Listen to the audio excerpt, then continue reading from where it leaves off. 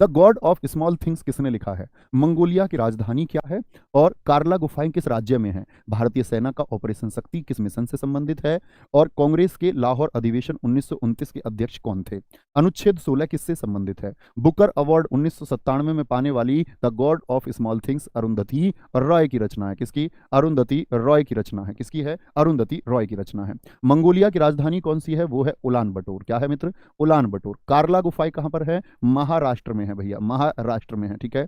भारतीय सेना का ऑपरेशन शक्ति ये था 1998 का, जब हमने दूसरी बार परमाणु परीक्षण किया था। परमाणु परीक्षण। अच्छा मुझे बताओ, पहला पोखरण में परीक्षण किस वर्ष हुआ था? तो आप बोलेंगे भैया जी फर्स्ट हुआ था 1974 में, इंदिरा गांधी जी के टाइम पर, ये अटल बिहारी वाजपेयी जी के टाइम पर। कांग्रेस के लाहौर अधिवेशन के अध्यक्ष कौन थे?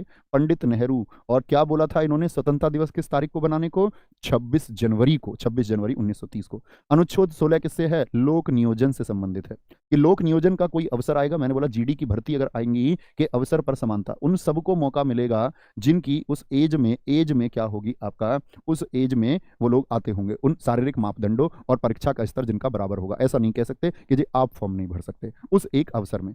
अनुच्छेद 14 क्या होता है? विधि के समक्ष समता। 15 क्या होता है? कि आप धर्म, जाति, मूल, लिंग, वंश के आधार पर कोई भी भेदभाव नहीं करेंगे। 17 में मित्र क्या है आप बता दो? 17 में क्या बताया गया? नागरिकता संविधान के किस भाग में है? नागरिकता संविधान, लिंग वंश के आधार पर कोई भी भेदभाव नहीं करेंगे। 17 में मित्र क्या है आप बता दो? 17 में क्या बताया गया है? नागरिकता संविधान के किस भाग में है? नागरिकता संविधान के किस भाग में है? ये भाग 2 में है। और किस अनुच्छेद से लेकर के? आर्टिकल 5 से 11 तक। मित्र मैं ठीक हूं ना? एकल नागरिकता का प्रावधान है, ब्रिटेन से हमने इसको लिया है। नागरिकता प्राप्त करने के कितने तरीके हैं? 5। नागरिकता छोड़ने के कितने तरीके हैं? 3। कांग्रेस के दूसरे मुस्लिम अध्यक्ष कौन थे? क्या बोलोगे? पहले तो बदरुद्दीन तैयब जी हैं, दूसरे थे रहमतुल्लाह शानी। मुझे बताओ रहमतुल्लाह शानी कांग्रेस के अध्यक्ष किस वर्ष में थे? तो क्या बोलोगे? वंदे मातरम जब गाया गया, कलकत्ता अधिवेशन 1896। याद है भाई साहब या भूल गए? भूलना नहीं है, नहीं तो भुलक्कड़ बच्चू तुमको कह दूंगा। ठीक है। जबलपुर किस शहर, किस नदी के किनारे है? नर्मदा। क्या बोलोगे? नर्मदा एमपी। क्या बोलोगे? नर्मदा एमपी। ठीक है, नर्मदा एमपी। आरबीआई का प्रारंभिक कार्यालय कहां पर था? यानी पहले इनका हेड ऑफिस कहां होता था? कलकत्ता में। ये शायद मैंने तुमको बताया नहीं, तुम इसकी जगह एक प्रश्न गिन लो। बताओ आरबीआई एक्ट कब आया था? आरबीआई एक्ट कब आया था? तो कलकत्ता रहा था 1935 से 37, और 1937 से आ गया था, 1937 से ये आ गया था मुंबई। क्या बोलोगे? मुंबई में आ गया था। ठीक है। नेफ्रॉन किसकी इकाई है? ये वृक्क यानी कि किडनी की इकाई है, किडनी की।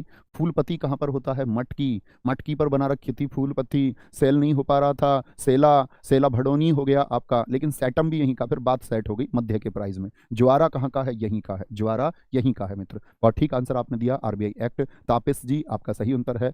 और बाहर वाले जो स्टेट के बच्चे क्लास को देखते हैं, मैं कभी कभी उनके नाम कुछ अलग तरीके से होते हैं, तो कभी मैं उसको गलत प्रोनाउंसिएशन या गलत उच्चारित करूं तो भाई साहब सॉरी है उसके लिए। ठीक है।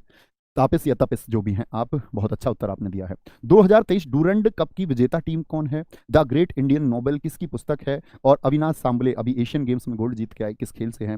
फकुआ जो होली को बोलते हैं, ये कहां पर बोला जाता है? किस कांग्रेस अधिवेशन की अध्यक्षता पहली बार किसी महिला ने की? और ऑपरेशन फ्लड किस वर्ष शुरू किया गया? तो 2023 किसने जीता है आपका डूरंड कप? मुझे बताओ डूरंड कप का संबंध किस खेल से है? तो मोहन बागान ने जीता है। और खेल आप कहेंगे भाई साहब कौन सा है? खेल कौन सा है आपका? फुटबॉल से संबंधित है। ऐसा मन कर रहा होगा जी रोज वन लाइनर ही चल जाए, लेकिन उससे सीख नहीं सकते, बहुत ज्यादा नहीं सीख सकते। द ग्रेट इंडियन नोबेल किसकी पुस्तक है? शशि थरूर की पुस्तक है। क्या बोलोगे? शशि थरूर की पुस्तक है। सीखने का सबसे बेहतरीन तरीका यही है कि ऑब्जेक्टिव प्रश्नों के साथ तैयारी करें। मैं तो ये मानता हूं कि किसी थ्योरी से ज्यादा बेहतर तरीका ऑब्जेक्टिव से तैयारी करने का है, क्योंकि थ्योरी में हमको बहुत सारी अनावश्यक चीजें पढ़नी पड़ती हैं, जिनका आज के एसएससी के मॉडल से कुछ लेना देना नहीं है। अनावश्यक चीजें पढ़नी पड़ती हैं और डेटा हो जाता है बहुत सारा। प्रैक्टिस सेट में हमारे पास डेटा होता है फिक्स, फिक्स एकदम निश्चित। अविनाश सांबले क्या बोलोगे? स्टीपल चेज से हैं। क्या बोलोगे? स्टीपल चेज बोलेंगे। स्टीपल चेज जिसको हम बोलते हैं एथलेटिक्स के अंतर्गत आता है। एथलेटिक्स भी कभी विकल्प में मिला तो एथलेटिक्स का चुनाव करना होगा। फकुआ होली कहाँ की है? असम की है मित्र। किस कांग्रेस अधिवेशन में? अच्छा मुझे बताओ कांग्रेस की अध्यक्ष महिलाएं कब कब रहीं? तो आप कहेंगे 1917। कौन थी भैया? Annie Besant. क्या भारत की हैं? यस और नो, यस और नो। तो प्रथम भारतीय बोले तो आपका सरोजनी नायडू कहना कानपुर में। क्या बोलोगे? सरोजनी नायडू कानपुर में कहना। और 1933 में नलिनी सेन। कितना कितना जोड़ने को बताया था? कितना कितना अंक जोड़ने को बताया था? 8 8 जोड़ लेना है। ऑपरेशन फ्लड किसके लिए था? इसको श्वेत क्रांति बोलते हैं, व्हाइट रिवॉल्यूशन हम इसको कहते हैं, व्हाइट रिवॉल्यूशन। क्या बोलते हैं? श्वेत क्रांति। किसने शुरू किया था? कौन व्यक्ति थे? वर्गीज कुरियन थे। कौन थे? वर्गीज कुरियन थे। क्या थे? वर्गीज कुरियन थे। ठीक है, वर्गीज कुरियन। आगे आएंगे।